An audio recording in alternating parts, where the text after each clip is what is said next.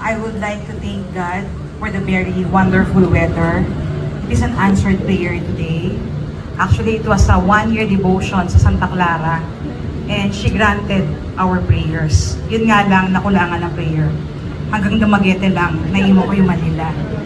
And from the start, Ariel and Rod is favored by God talaga. During their proposal, umuulan na isang linggo. Nag-alay ako ng misa for the whole week. And surprisingly, the morning ng proposal, umuulan. So kinakabahan kami kasi maglalatag si Rod ng 1,000 lights. Baka makuryente ang anak ko sa kalokohan niya. And surprisingly, bumukas ang langit.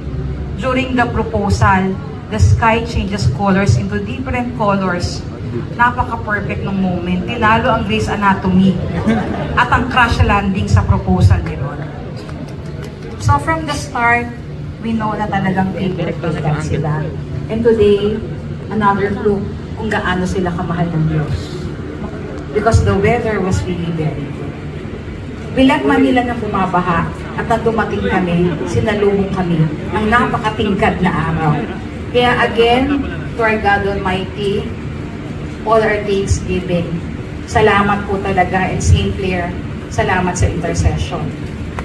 To Rod and Ariel, congratulations. And to the family, lahat naman po tayo mag-agree how amazing this wedding is. Thank you to Angel. This is Angel and Ariel and Daddy Rod. Talagang naramdaman namin kung gaano nila kamahal yung anak ko. And hindi ako magsasawang magpaulit-ulit na pagsasabi, this is an answered prayer from above. Dahil maliit pa lang si Ariel, lahat ng anak ko ang prayer ko. I-prepare niyo po yung mapapangasawa nila at hindi lang yung mapapangasawa, but the in-laws as well. And more than that, hindi lang in-laws, both the Dira and the Bahilagad, welcome my daughter from Day 1. Every time na may darating na aamis ako kasi palagi may pasalubong si Ariel.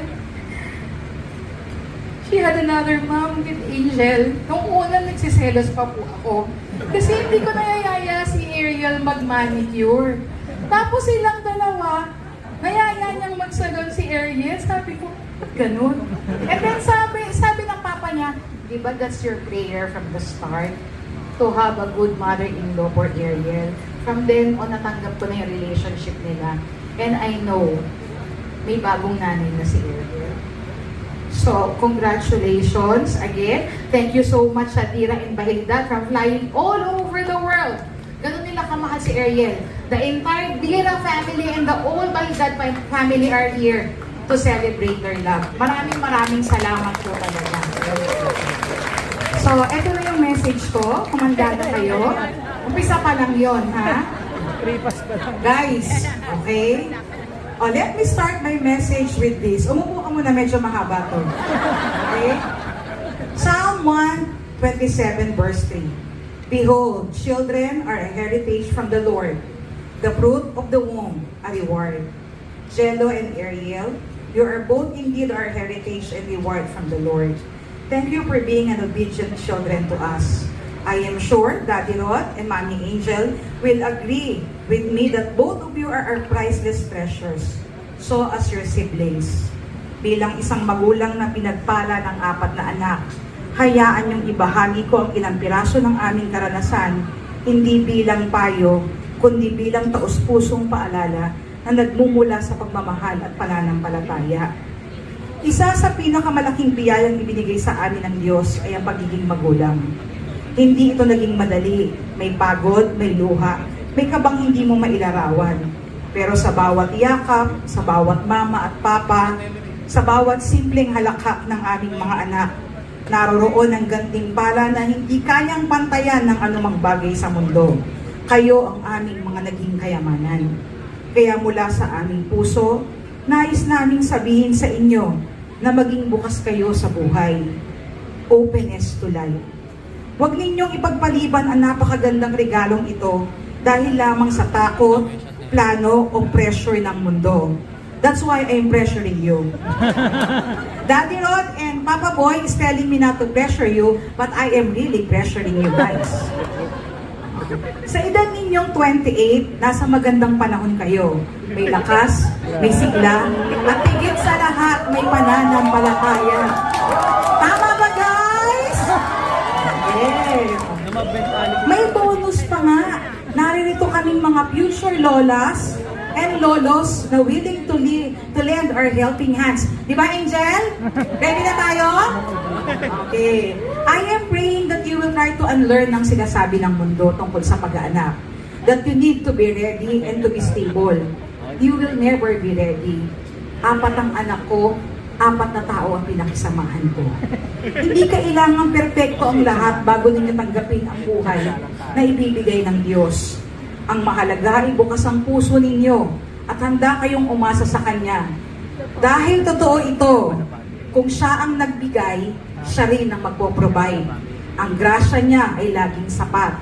Hindi rin ibig sabihin nito na kailangan ninyo ng maraming pera o lahat ay nakaplano na. Sa totoo lang, ang bawat anak ay may kasamang sariling provision mula sa Diyos. Parents here, do you agree with me? You are both surrounded with loving families. All our family lives, stories are God's testimonies of divine providence. Nakita nyo ang bahilidad kung gaano karami. Nakita ninyo ang dira kung gaano karami. Nakita nyo tayo, I am a high school graduate, Papa is a vocational graduate, but we can proudly say, we raised 4 wonderful children. May mga taon kaming nagkulang sa paningin ng tao, pero sa bawat pangangailangan ng aming mga anak, may dumarating, may tumutulong, may bigla ang biyaya, that is divine providence. And God never fails to send angels on earth through friends and families. Ganon kabuti ang Diyos. Do not be afraid sa responsibilities. Kung kinaya namin, mas kaya ninyo. You have all the advantages that we didn't have. Both of you are smart and hardworking and are very successful in your field. You have a very strong family support in us. Those are the things that we have when we started. Those are the things that we don't have when we started. But with God's grace and mercy, I can say, we created a happy family. So be excited to create yours. Alam namin may mga pangarap pa kayong gustong abutin, lalo na si Jello. At wala namang masama doon. Pero sana, huwag niyong isara ang pintuan sa posibilidad ng isang buhay na handang ipadala ni Lord. Sa bawat anak na binibigay sa amin, mas lalo kaming natutong magmahal, magsakripisyo, magdasal at magtiwala. Kayo ang nagturo sa amin kung paano mas maging totoo bilang mag-asawa at mas maging malapit sa Diyos. Kaya Jello and Ariel, habang maaga pa at nasa yugto kayo ng bagong simula, nawa ay yakapin ninyo ang kabuuan ng sakramento ng kasal.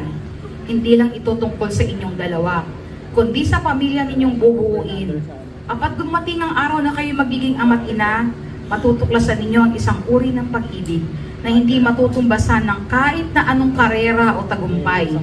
Iba ang saya na makikita ninyo sa mata ng isang batang galing sa inyong pagmamahalan. Masasabi ko sa inyo ngayon, hindi kami kailanman nagsisi na pinili naming maging bukas sa buhay. Lahat ng pagod ay sulit, lahat ng sakripisyo ay may kapalit, at higit sa lahat ng anak ay biyaya, kahit hindi laging madali, kahit hindi laging maging masaya. Maging bukas kayo sa plano ng Diyos na magkaroon ng little Jello at Ariel sa mundong ito. Sabi nga ni Precious, this world needs a lot of Ariel and Jello. All your friends na nag-a-approach sa amin sinasabi, we raise 2 wonderful human beings. Padamihin natin ang mabubuti sa mundo. Mahal na mahal namin kayo, ipapatuloy namin kayong ipagdarasal, gagabayan at tutulungan. Naway patuloy kayong pagpalain ng Diyos, bigyan ng lakas, karunungan at tapang, upang ang inyong tahanan ay maging punong-puno ng pagmamahalan, panalangin at maliliit na yapak sa sahig at masasayang hagigikan. Minimum of 4 sana.